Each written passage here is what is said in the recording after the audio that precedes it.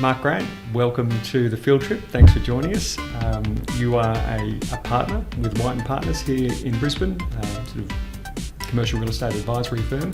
Could you start perhaps by giving us a bit of a rundown on White & Partners and what you do and the kind of clients that you work for? Yeah, absolutely. It's great to be here, Alistair. Thanks, we're as you say, we're a corporate real estate advisory firm. We do nothing other than advise corporates, government and small private investors on their real estate needs.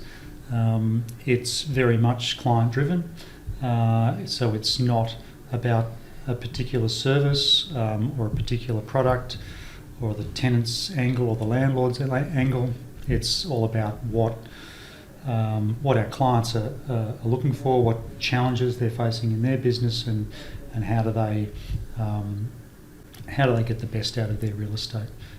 So we work for large global corporations like BHP, Zurich Insurance, News Corp. We do quite a bit of work for the Queensland government and then private investors as well. And they're both landlord and tenant, both leasehold and freehold, buying, selling, leasing, developing, whatever our clients need to get them down the path that their business needs to go. Our real speciality is around strategy, structure, and execution of transactions or developments, whatever the case may be. And we'll bring in just the right expertise to every assignment to suit that particular assignment. So we'll stick to our knitting and do just what we're good at, which is the strategy, transaction execution piece, but bring in accountants, lawyers, architects, engineers, whatever's required to make sure that the client gets just the right advice for their requirements. No, thanks for that, Mark. That's quite a broad spectrum of things that you do. We're sitting here today with, I've come into town. I don't normally come into town. Town was very quiet this morning. How long have you guys, we're just, I suppose, in the post-lockdown phase. How long have you been back in the office? And how's that transition back into town been for you guys? Yeah, right. So we've been back partially for 5 or 6 weeks. Mm-hmm. And partially meaning? Well, we started just coming back a day a week. Yep. Really just to enable people to connect with each other again. Mm-hmm. You could really feel the disconnection between a small team from just interacting on Zoom. So we'd be on Zoom every day just to say hi, if nothing more, and talk about what projects we're working on. And you could also feel that some people really needed that personal interaction. So, were you one of those people? Yes, absolutely. Yep. Mm-hmm. Yeah, I get a lot out of seeing people face to face, and so we started obeying all the rules, but just coming in once a week to just see each other, and we've progressed that up now to, over the last 3 weeks, to we're probably in here on average 3 to 4 days a week. Yep. But we're here when it's valuable to be here, and if there's no value in us being in the city, we won't be here. We'll be working from home or wherever else it's suitable. And is that a big departure from what life was like beforehand? Like, a lot of people in real estate are traditionally away from the office in doing what they do. Is that just back to the status quo for you guys, or there is a shift away from sort of being chained to the desk? I think it's accelerated the progression. Yep. So and it really comes down to the individual for us, where some people like the routine of being in the office every day. So they're now back in 4 days and have 1 day working from home. There's others of us that really quite happy with the ambiguity of not knowing where we're going to be from day to day, and so we've just freed ourselves up to do more out of the office stuff, whereas prior to the virus, we were probably only doing that a day or so a week. And what have you what's your sense of how the Brisbane CBD, which is where you're located, the Brisbane CBD market is coming back online, like from what you're seeing around, or for what you're sort of speaking to sort of your peers about? So we've spent a lot of time with people generally in the industry throughout the lockdown, just talking to them about that very question: what's happening in the market? Mm-hmm. And for the first 6 weeks or so, it was, well, there's nothing. Physically in the city, it's very, very quiet still. We spent a bit of time in Sydney as well, and I've been down once, and it seems much busier. Mm-hmm. And they're much happier to be less constrained about social distancing and shaking hands and things like that in Sydney, from my observations so far. Well, that's an interesting point, isn't it? Because property is a very handshaking kind of business. And to the extent that you first impressions count, and that's a big part of it. So that's come back with a vengeance, do you think, from what you're seeing? Because I was wondering if people would start engaging with each other physically in a different way, or whether they'd sort of click back into how things used to work. Certainly in Sydney, I found the desire for people to engage physically, a real snapback. I think Brisbane's possibly a more conservative place, and it's much slower to go there. And how both of them get back to normal, I'm not really sure. But it sounds like Brisbane's a bit behind Sydney in its it coming back to normal. Like Absolutely. Numbers in and around the CBD and people out and about. That's no doubt about it, and just a much more cautious approach. And I think that's probably the case transactionally as well.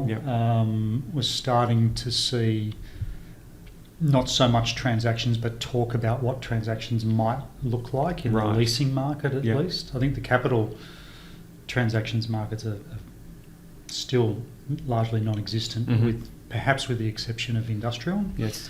But we're just starting to hear some discussion about how leasing deals might be done in Sydney, whereas Brisbane, I still think it's too early for that. Yeah. I guess Cap Trans would follow leasing in a certain respect, would it? Because does that some transactional activity on the leasing front gives some greater certainty to valuation numbers, which then in turn gives some more certainty to Cap Trans flow? Is that could it work that way? It could work that way. And that may be the way it goes. At the moment, it seems that neither the buyer nor the seller of an institutional scale property can transact, because neither are quite sure what the valuation metrics are. You don't really know what is happening with rents. You don't really know what's happening with delinquencies on leases, and that'll be the case for a little while yet, I think.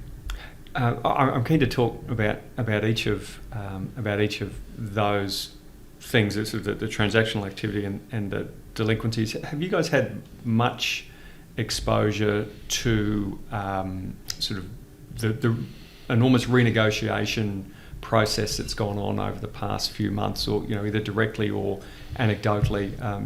What have you seen in respect of that? Yeah, look, there's a real range, and interestingly, I've seen tenants who are clients who would ordinarily look for advice on striking a deal much more comfortable to take on that process by themselves. Right. It seems it's a fairly fact-based discussion for them on the good side of things, to say, well, our business has dropped substantially, we are not occupying our office, our cash flow is down, could we have some rent relief? What do you think that is? Do you think it's a safety in numbers game? Do you think that they feel a bit more emboldened to be challenging their landlord on something when they know that so many people will be, as opposed to normal negotiation where perhaps the apparent bargaining positions are different? I think it feels less technical, more human. Right. And more easy to, if you weren't otherwise happy with the way, the mechanics of a commercial office lease, how that works, they seem to be much more happy to deal with this. It's a fast, simplified thing. I just want some rent relief. Yep. The real range has been in how sensitive people are to in having that discussion, and it's anything from well, our business is fine and it hasn't suffered a downturn, and so we're not expecting any rent relief. We're a good tenant, we'll keep paying our rent. Right. Remember that in the future. Down to, at the other end of the spectrum, regardless of our circumstances, nobody else is paying rent, so we're not either. Right. That's an interesting one to sell, isn't it? I hadn't thought of it in that way, that it's whether you need the money or not. A lot of it is saying something about your business as to whether you're impacted or whether you're not, particularly if you're not directly in the firing line. So I can imagine if someone's in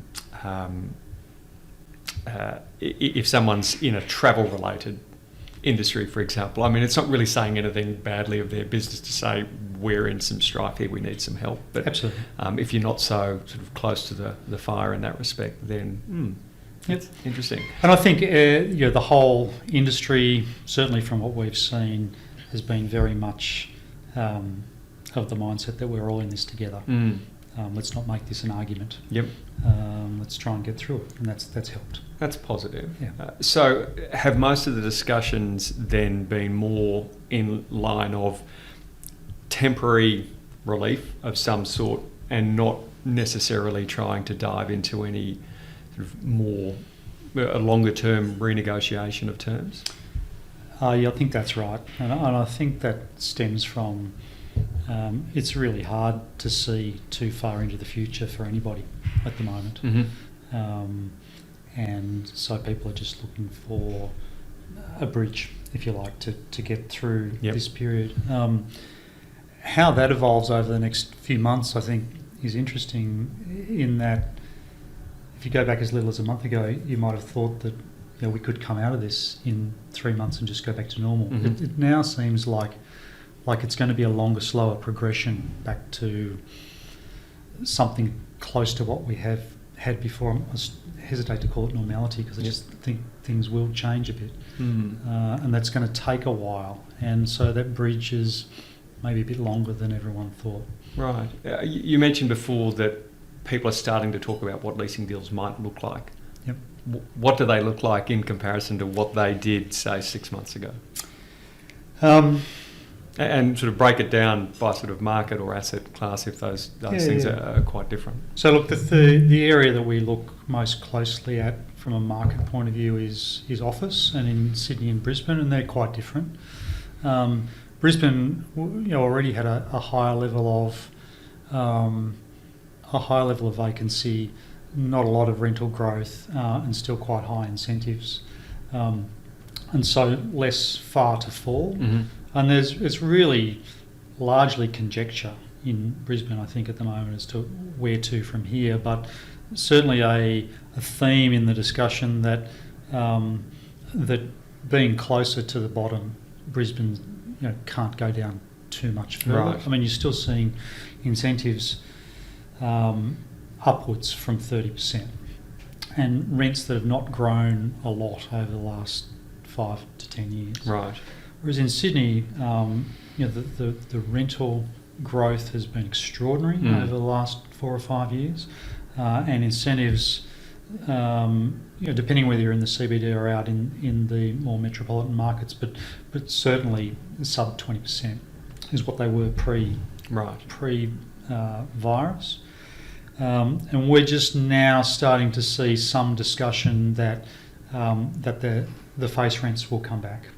In Sydney, and I think people are really making those numbers up, but 5 or 10% is the range that's being discussed. Incentives are the things that I think will definitely move, and they were certainly below 20% pre-virus, and the discussion is is certainly more than 20% now. Where that lands, I don't think anyone really knows. Yeah, can I just ask that sort of a silly question in that respect, where just this idea of face rents and incentives, which are always an amazing fiction for lawyers to try and get their head around. This is the dark arts. With incentives in Sydney, particularly in the CBD, being so tight or so low, why would they not just let those blow out to perhaps levels that look a little bit more like you're talking about with Brisbane? Why would they also tweak the face rent as well? Like that bit, the logic there doesn't escapes me. Well, there's no doubt the landlords won't want the face rents to change. Yep. But it'll be just the change in the balance of supply and demand that may take them there. Right. And because they've so it's like the last thing to fall, is it? The landlords will hold on to that face number as long as they can. I think so. Yep. I think so. I mean that is largely the thing that's going to drive valuations. They'll be very, very protective of that. But right. We've also seen a bit more sublease activity in Sydney already, and that's often quite a strong influence on the whole financial metrics that go with what you might be able to strike a new lease at. Right. That's slower to come in Brisbane. And maybe that's driven by those very high rents, or very strong rental growth anyway in Sydney, and an appetite for tenants cutting costs in this time of uncertainty. Right. And I mean, what does the subleasing market look like in situations like that, where I get at the headline level, people might be looking to rationalise space for lots of reasons, but is it just like is the demand necessarily coming for that sublease space as well? I know they can play with the cost of that, so that can entice people in, but what does that dynamic look like at the moment? Well, I think there's been plenty of conjecture about whether the virus is going to shrink the demand for office or grow it, believe it or not. Yep.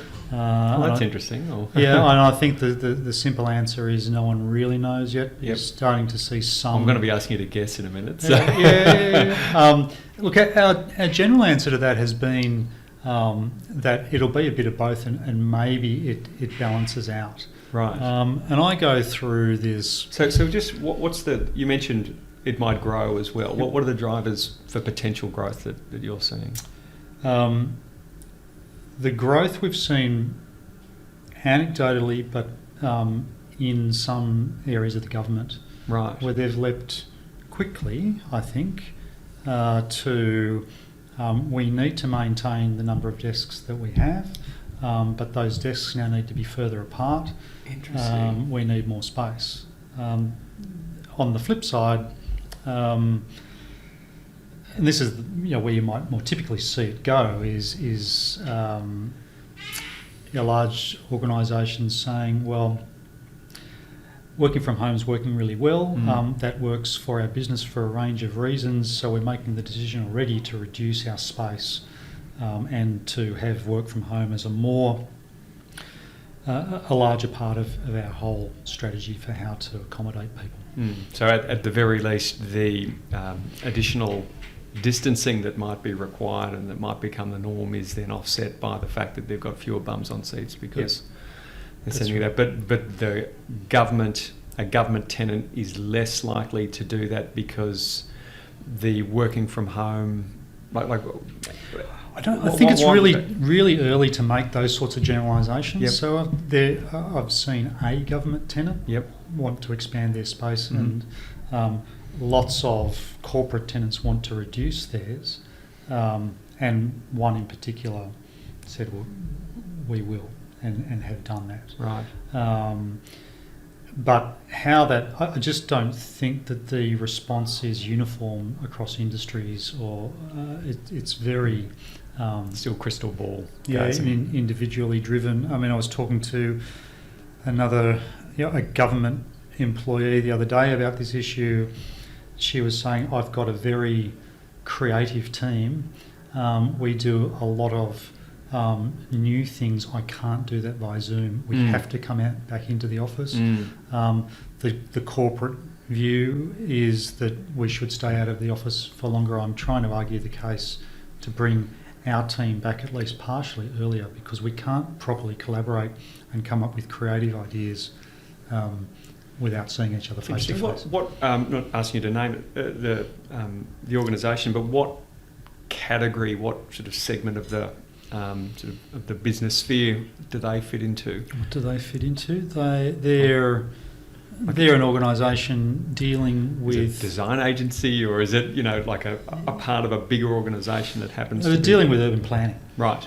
Yeah. So how do our cities work in the future? Yes. That's probably another big part of this discussion, is rather than having a big head office in the city and nothing else, do people create satellites either out in the suburbs or in interstate? Yeah. That's a really interesting point. It gets directly to the tension of working remotely, doesn't it? What kind of things can you adequately and effectively do by remote, which really is, I think, to say it another way, what can we do individually, albeit collectively? Like, what kind of work fits into that category, so we can connect to talk about what it is that we're doing and make sure that our individual components are aligned, as opposed to work that requires a high level of interaction and collaboration to get to the desired outcome.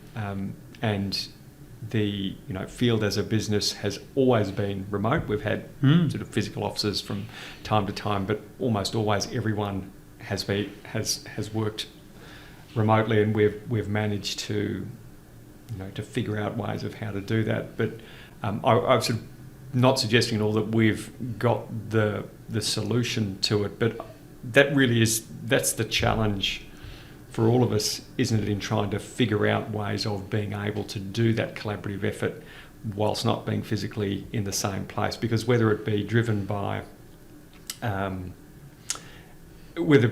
health issues through the pandemic, or whether it being driven by people looking at it going, we did spend this much money on flying people around and putting them in hotels or housing them in office buildings or all these other things, and frankly we need to look for a more cost-effective way of doing that.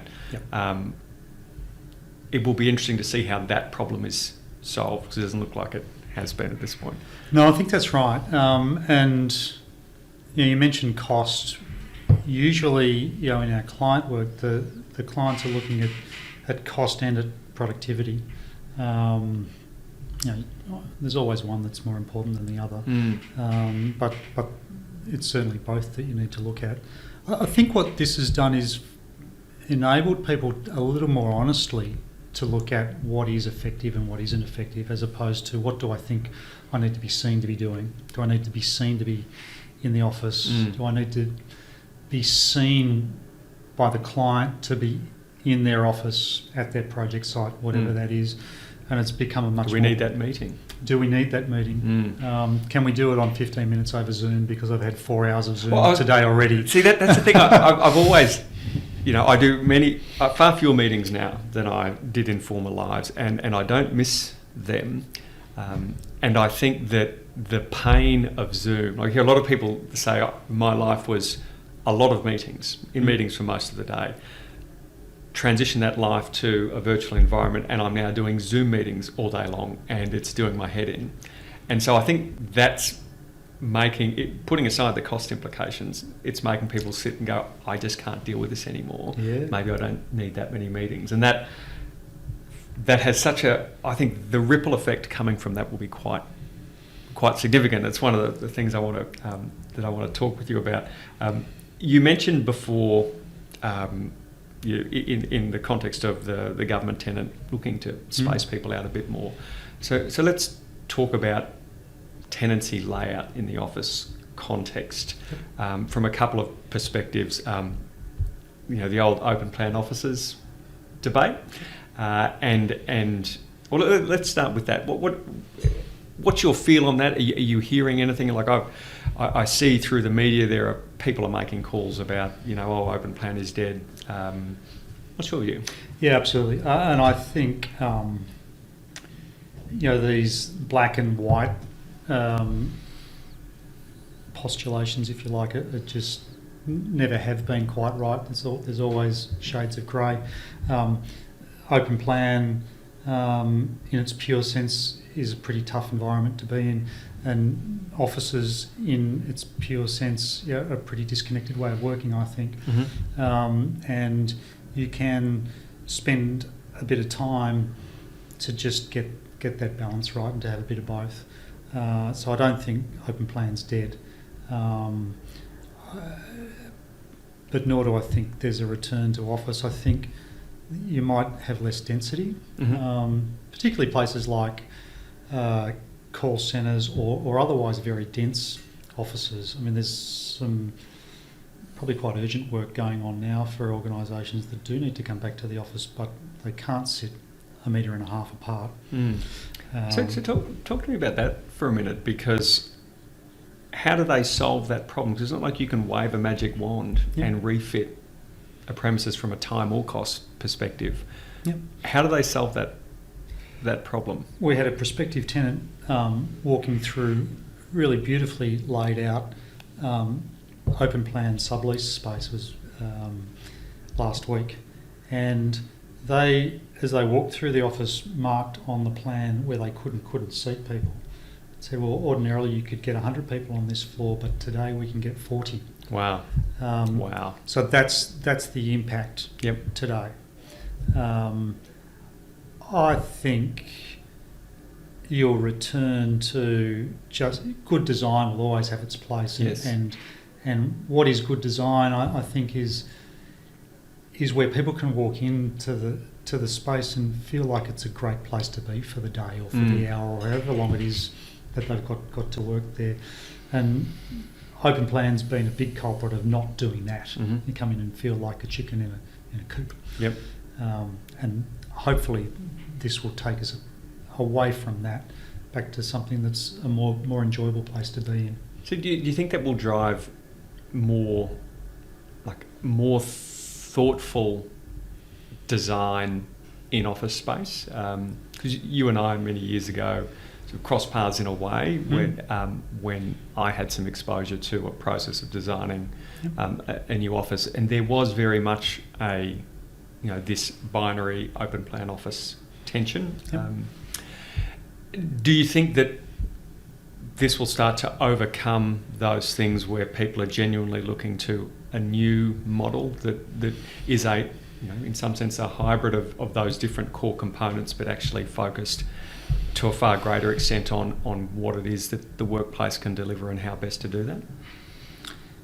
I'm hopeful that's the case. It should. It really should, because I think the impediment to moving away from cellular offices to something that's a little more homely than that has been just fear of the great unknown. And if you can show people how it can work better, then that's an easier way to get there. One interesting thing that we have seen out of the virus is a couple of the mining companies that have set up with really high quality and reasonably spaced but open plan offices, but with great flexibility built in. They haven't had to change a thing. They just continue to operate as they were before. Where they chose to, could bring back 100% of their staff to continue operating in the office space with no change to it. And I think that when you're doing that, it's a sign that you've got your office design right. Where you can adjust to the circumstances without spending a lot of money on changing what your fit out is. Have you seen, or are you, like, in your crystal ball, do you see any particular thing that you think will be a big like I said, this is going to have its day for, we haven't seen that before, but this is going to be a big thing in terms of office design or office layout, or is it just more nuanced than that? I think this is dead now. Perhaps the thing that has gone, I think, or will go with this is the very small allocation of desks stacked next to each other. Right. It's an unpleasant way to work. It doesn't fit the requirements of the virus. The health implications of that are going to be around for a while, and I would hope again that is further pushed to the background in favour of. So that sort of 1.5 metre or whatever the numbers are getting down to now, with those sort of quite a bit smaller than that. Oh, okay. 1.5 would be generous. Okay. These days. But that kind of thing where you've almost got a grid layout with rows and rows of sort of open plan desks. I think the larger, almost like a dining room table that people can collaborate around briefly and then go their separate ways. I think that's got more to come. There's a lot of people that, I think one of the group of people that seem to be impacted really badly were parents of primary school aged kids who suddenly had to educate them from home. Yes, I'm familiar with that challenge. So the relief for people like your good self in that circumstance to be able to go back into the office and have a comfy chair to sit at and do some work in complete quiet and privacy, I think there's a lot of value for that for many, many people. Well, it'll be an interesting strategy for large organisations in terms of attracting talent. I would have thought to have a very thoughtful, a thoughtful design, which is an even more significant piece in that puzzle for attracting talent. Maybe the sort of high-rise views and fancy fit-out needs to be even more considered than it has before. What about meeting rooms? How do you think they will? How do you think they will change? Do you think they'll change? Do I think they'll change? And I think about so factors in my head are large scale rooms reflective of large gatherings, and just the increased number of virtual meetings or reduction in number of meetings, as we were just speaking of. They sound like factors that might drive people to different decision making in number and size and layout format of meeting rooms in a new fit out. We're still going to have to meet. We want to meet. It's part of who we are, and so I don't think that changes. And even if this goes on for a while, people are still going to want to come and gather in mass. We're not knocking down the footy stadiums because people still want to go and spend, gather with 50,000 other people to watch the footy. I think that's still a human desire that large organisations will still want to accommodate. And so I think it's probably a temporary thing where we have less people per meeting room. And they're all sort of multi-format in any event, aren't they? So, if we do gather at 100 or 200 a few times a year for something special, we'll lay it out so that we can then sort of combine those half a dozen or however many smaller meeting rooms into that larger space. Absolutely, and that's the thing that's changing. For some, I mean, the mining companies and the big global tech companies have been doing this for a long time anyway, where you've got multimedia ways of getting a lot of people together. I was talking to a woman who's quite senior in a global media company, and she was explaining, well, my mode of operation hasn't changed. I still have I live in Sydney, I have my staff in London and my bosses in Seattle, and so I'm on Zoom with them all the time. I haven't noticed any great change, except I don't have to go into the office in Sydney anymore, so I won't. But instead of that, the group of people that she worked with in the city are now getting together informally out in cafes and things like that. Interesting. So it's just that the human need to get together won't change. Two things jump into my mind now. I want to talk about the sort of the suburban side of things, I think that's a really interesting piece. But before I jump there, the technology in terms of being able to video conference or present virtually to different people, the layout, even up until recently, has been sort of dedicated rooms with some relatively expensive equipment installed there to be able to do, high-end video conferencing. A lot of people are realising that they can do a lot of things with their laptop. My thought is that there's a space in between there where there is, readily available technology, both hardware and software, which enables better quality presentations that sit in between those two ends of the spectrum. So in one sense, you could look at it and say, well, we don't really need to change much. We've got the big rooms for the fancy meetings, and then people can work on their laptop. I see that there's sort of an in-between space.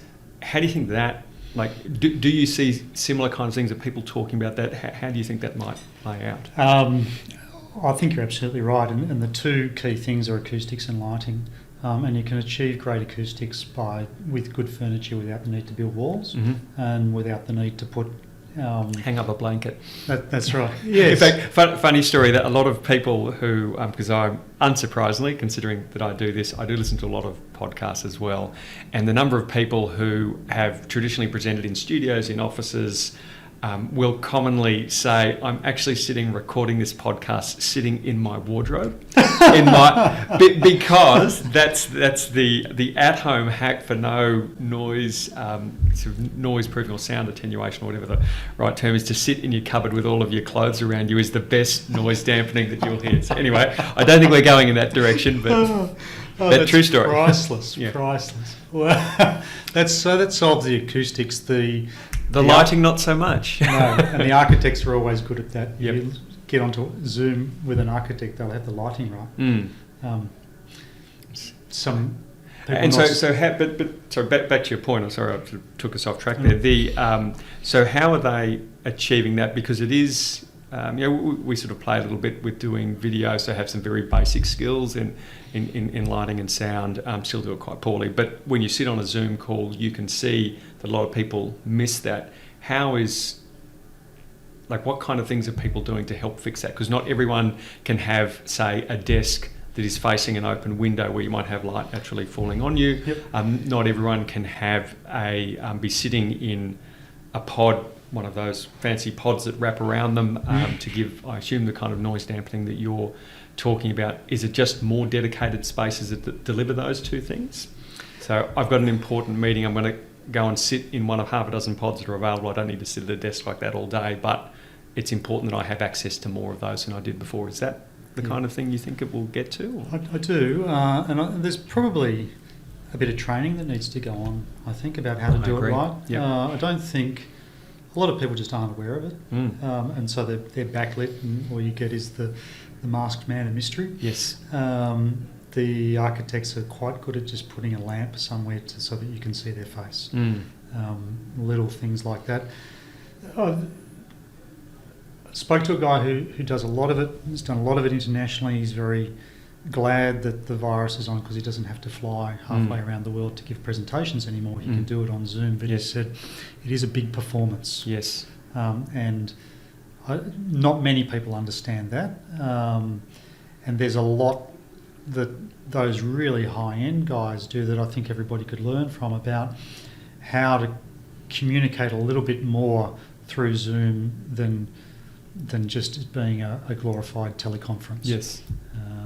And that's a real skill set I think we're going to need to learn a bit. Look, I really agree with that. I'm getting a bit off track here, but one thing I've been looking a lot at is looking at game streaming. So I don't know, I've never been into video games. My younger boy is, and I'm not about to start in some ridiculous midlife crisis, but it's really interesting looking at the quality. Like you sit there and people make very good livings from playing video games online, and that's not just people looking at the screen showing the gameplay. It's looking at the individual playing and the interaction they have with people that might be on their channel or other people that they're actually playing against. So they have multiple people playing the game. They interact with them. You see, a well-lit shot of them. They're switching different screens So they might go from themselves to the gameplay, to them on top of the gameplay, and there's sort of software that controls all of that for them. And they're all, sitting in their bedroom pumping out the quality of television that, say, all of the media at the moment are struggling to get their head around when you see their sort of pathetic home video attempts. So I think when we spoke earlier about first impressions being a really important thing with handshakes in property. I think the nature of the first impression is going to change considerably, and the skills that you're alluding to here about how you come across online are going to be a whole new game. And I think that opens up some enormous opportunity. Like, we look at that quite excitedly because we're a small organisation trying to sell to big organisations, and all of a sudden we're on a much more level playing field, because if the first point of contact is virtual, and you've got some extra little things in your toolkit, you can appear much bigger and better than you are. So I think there's going to be a lot of focus on people's skills in video across all different formats, and I bet that consumer electronics, laptops, PCs, cameras and other things are going to rapidly turn to bring a lot of that peripheral tech that I refer to, that people like in game streaming might use, to be much more mainstream. And in a few years from now, things look quite different. So that's... and I can only see that logically flowing into how the physical space that offices, that the people reside in, because they're going to be needing those skills and that tech to do those things. I think that's absolutely right, and that's quite exciting. In that, usually we want to see the person as opposed to the brand of the corporation that they work with, and so if you can see them that a little more clearly through the types of technologies that you're talking about, and you're more comfortable to buy the person rather than the brand. That's a great thing. That's a trend that's been going for some time, and if we accelerate that, then it helps people work more remotely, more independently, and without the need to be part of a big corporation if that doesn't suit them. And I think that's a good thing for the world. But even just on sort of, you look at the typical Zoom layout is someone sitting looking at their laptop. You see their face, and it's not animated. It doesn't have the ability to be animated, for one, because it's just that headshot. But if imagine if you're presenting to a client, you're having to do that by video, to sit there with your mug on a screen, and you're trying to sell to them, and you go, let me just switch my screen so I can show my PowerPoint. It's a pretty uninspiring method of presentation. You need to see all of you. You need to see your animation. They need to see you as well as they could if you were in the room, or as close to that point at this stage, as close to that point as you can get, so that they're getting that connection, that sense, that energy. Otherwise, you lose a lot of the important components to getting that transaction done, don't you? Absolutely. What you're describing is providing more information to the other side to be able to see a richer story about what field is all about, and that can only be a good thing. So I think that's quite an exciting space. So you mentioned Suburban office a few times now, sort of hub and spoke kind of thinking. What are you seeing at the moment in terms of those discussions? Where do you think that might go? Look, I think it's largely discussion at this stage, but it's an idea that's been around for some time and has worked really well. When we started this business a little over 11 years ago, we worked with a large organisation to do exactly that at their request, was to go to a hub and spokes model so that people didn't have to travel into the mothership. So that's 10 years ago now, and it proved very effective for them. People are starting to talk about it now as an idea to respond to the virus, and I think it'll take shape. The traffic hasn't come back to the freeways just yet either, and I think that helps people be able to work in a little bit more distributed fashion. They don't have to worry about the peak hours so much. If you take some of those ideas a little further, you start to get into potentially better utilised infrastructure and more livable cities. it's just too early to say whether any of that's going to really stick. But there's some nice ideas to come out of it about how do we make life better in our cities without throwing it out and going and hiding in the suburbs for the rest of our careers. So what's the... So if you're an institution at the moment, either with a... so to say from an office context, most of those institutions will have a CBD concentration. Retail institutions have got suburban locations, but a footprint for something more. Like, are we seeing any signs? Are you seeing any signs at the moment from for either of those kinds of organisations or others tipping their hat to where they might start to go? I mean, I've observed, certainly over the last decade, growing investment in certain suburban markets, but not certain suburban office markets. There are some sort of notable growth areas around the country, but not across the board. Like, what are you seeing? Look, I think people have been in survival mode so far. Too early. And there's been a bit of thinking around what might be. You talk about retail investment that's taken a hiding for a range of reasons. We went out to have a look at a sub-regional shopping centre a week or two ago, just to see how that was operating. But thinking of those in an office context as having the location that's connected with, say, transport infrastructure, that like it's the natural hub of the community. And when I talk about a footprint, potential platform for office development adjoining that kind of... Absolutely. I did think that was a natural place to go and put some office. Yeah. Where maybe you don't come into the city, but you need to get out of the house. Put it at the shopping centre. Yep.